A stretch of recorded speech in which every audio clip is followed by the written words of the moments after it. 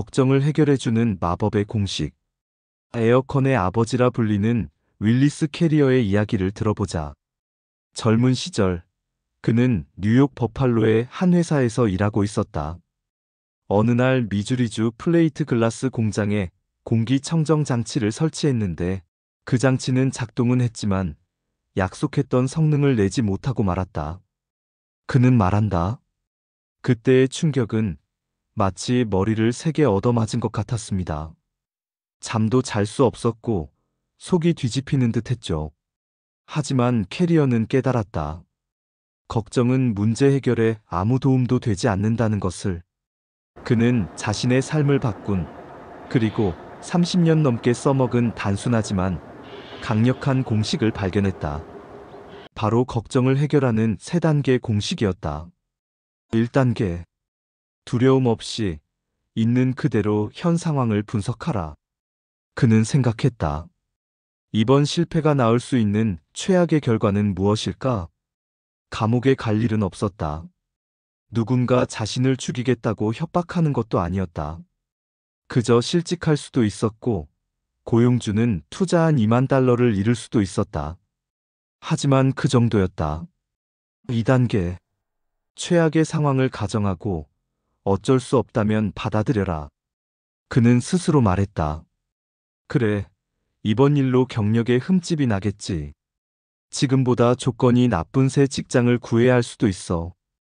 고용주 입장에서도 새로운 실험을 했다 치고 2만 달러의 손실은 연구비로 충당할 수 있지 않을까?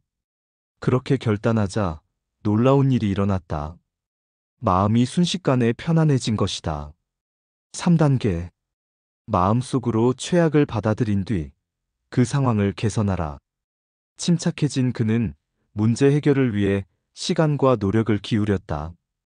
몇 번의 실험 끝에 장비에 5천 달러만 더 투자하면 문제를 해결할 수 있다는 것을 발견했다. 결국 회사는 2만 달러를 잃는 대신 15,000달러의 이익을 얻게 되었다. 그는 말한다. 걱정의 가장 나쁜 속성은 집중력을 파괴한다는 것입니다. 걱정은 마음의 오만 곳을 떠돌아다니며 결단력을 앗아가지요. 하지만 최악의 직면에 마음으로 받아들이면 막연한 상상이 사라지고 문제에 집중할 수 있는 기반이 생겨납니다. 응용심리학의 아버지 윌리엄 제임스 교수도 이렇게 말했다. 기꺼이 받아들이라.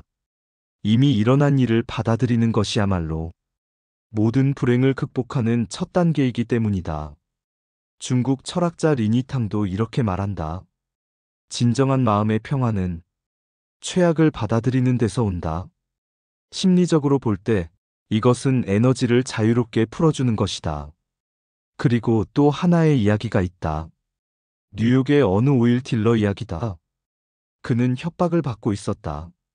운영하는 정유회사에서 몇몇 트럭 운전기사가 배달 기름을 빼돌려 팔았고 이를 눈감아주는 대가로 돈을 내라는 협박이었다. 그는 잠도 밥도 못 먹으며 생각했다. 5천 달러를 줘야 하나 사업이 망하면 어쩌지. 그때 데일 카네기의 수업에서 받았던 소책자가 떠올랐다. 최악의 상황에 직면하라. 그는 자문해 보았다. 그래, 고발당하면 사업은 망하겠지. 하지만 감옥에 갈 일은 아니야. 석유에 대해서 잘 아니까 다른 일자리는 구할 수 있을 거야. 그렇게 마음이 한결 편안해졌다. 그리고 이제야 비로소 생각이란 것을 할 수 있었다. 그는 변호사를 찾았다. 그리고 변호사의 조언대로 검사에게 사실을 털어놓자 검사는 이렇게 말했다.